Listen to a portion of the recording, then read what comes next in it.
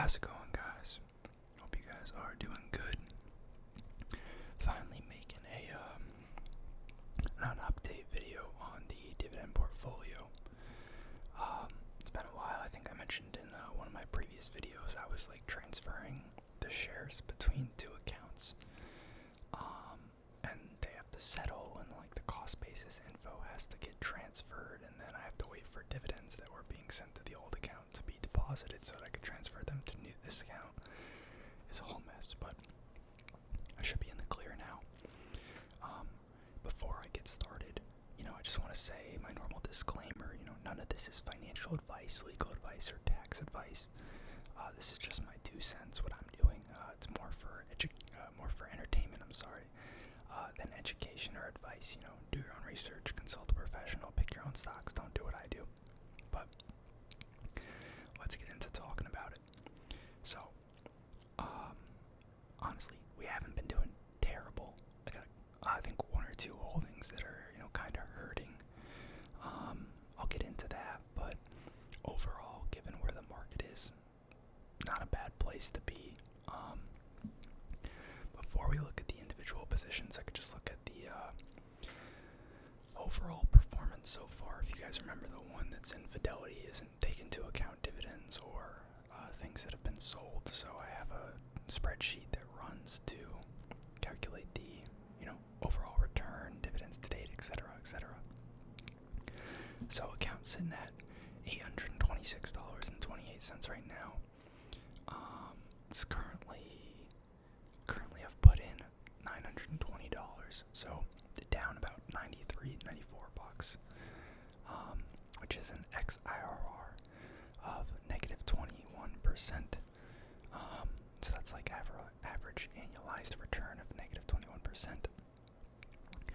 Kind of sucks, but if you look at when I started this account, that was in August of last year. Buying right into the peak, and then those couple months, and then everything crapped itself. So what are you gonna do? Can't time the market. So expecting that'll mellow out over the long term. I'm continuing to buy the dip. Non-weighted return down about 10%. So that's not taking into account time based. That's just total account value down about 10%. So not a huge deal. 94 bucks isn't a ton of money, but $14.62 in dividends so far since I started this account. You can see the breakdown here in this pivot table. Medical Properties Trust, $2.13. Armada Hoffler, $2.03. Main Street Capital, which I actually do not own anymore, $1.52. Agree Realty, $1.52. MDC Holdings, $1.42. IIPR, $1.33. That's our biggest loser right now, I think. We'll look at it in a sec. Camden Properties, 83 cents. Hannon Armstrong Sustainable Infrastructure Trust, 76 cents. Community Healthcare Trust, 66 cents. American Tower, 65 cents. Equity Lifestyle, 60 cents. Toronto Realty, 57 cents. Farmland Property, 28 cents. Coresight Realty, 17 cents. And Sunoco Products, 15 cents. So, almost $15 in dividends. Hasn't quite been a year yet, but we're coming up on the 1-year mark. So, even adding just $20 a week, you can build a dividend portfolio. And that's kind of what I'm hoping to show with this account, with this series. Granted, $15 over 11 months is not a lot of money, but the idea is that over time the account will build value, the dividends will start to snowball, and you'll build up passive income. Right now, or that's averaging $1.2 per month in passive income. If you grew this account 10x, then you'd be getting $12 a month in passive income and so forth. And that's without any other appreciation. That's just based off of contributions. So let's look at the individual holdings real quick. Medical Properties Trust. Before I before I say anything about that, I have been, just adding to these positions every week, kind of buying into things to keep the allocation weighting somewhat similar. It's been, I think, 2 months since I made a little under 2 months, maybe like 6 weeks since I made a dividend video last. So in that time, I don't think I've added anything new that I haven't talked to you guys about previously. But just wanted to mention that I've just been spreading the new contributions across these existing holdings. So Medical Properties Trust, 8.64% of the account, was up 1.9% today, but I'm down overall a little under 16%, or about $13. The yield on that one is getting pretty high. It's kind of crazy. And there's a lot of negative sentiment around the stock. I've talked about it a lot before, but looking at a 7% yield, it's taken a crap along with most of the other REITs in the past like 6 months or so. So what are you gonna do? But yeah, I like where it's at. American Tower, 8.11% of the account. Again, update today. Actually up on this one overall, up 4.6%.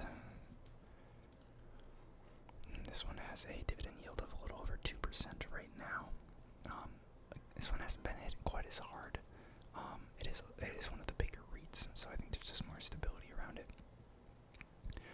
MDC Holdings is a home builder.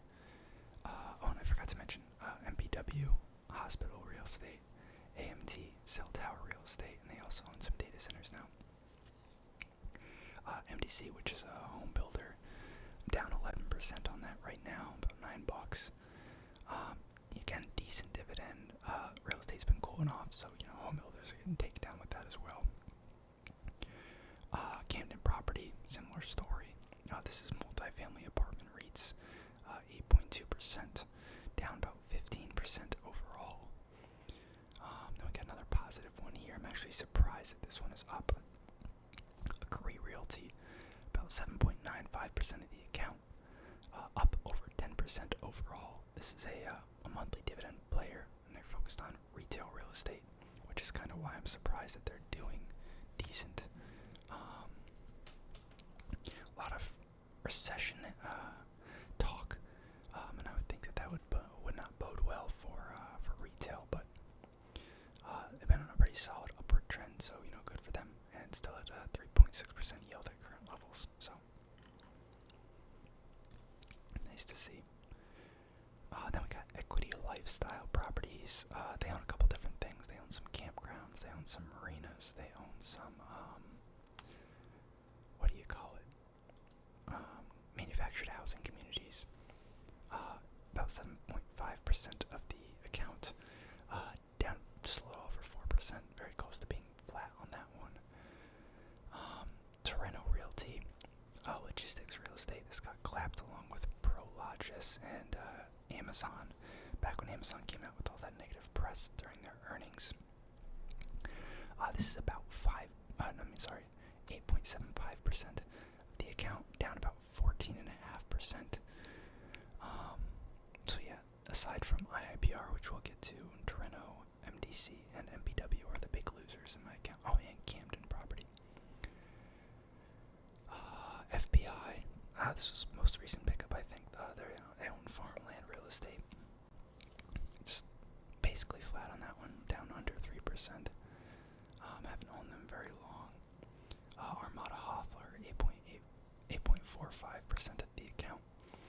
I'm actually flat on them, which I'm kind of surprised by, but they're a diversified REIT. They have office offerings, they have multifamily home offerings, they have retail offerings, and they also have a construction segment.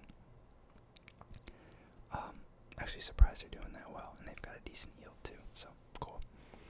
Then there's Zoetis, actually up 5% on this one. They're a animal health company, so they make pharmaceutical products for pets and livestock, cats, dogs, cows, swine, chickens, etc. They're more of a dividend growth play, but they do have a decent dividend. I could look at it real quick, actually.